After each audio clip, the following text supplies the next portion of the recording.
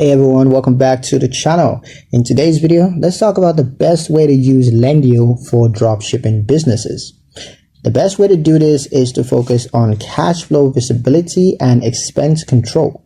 Dropshipping often involves fast-moving transactions, supplier payments, and thin margins, making clear financial tracking essential. Lendio helps to consolidate income and expenses so that owners can see what they are actually earning after costs. By monitoring payment inflows and outgoing supplier expenses, business can identify profitable products and spot issues early.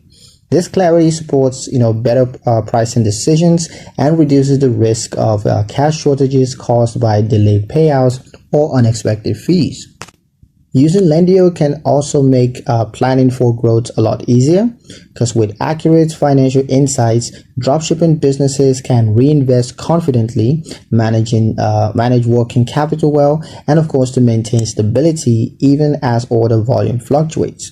But yeah, that's pretty much it for the video, guys. Hope you liked it. Hope you found the information here useful enough.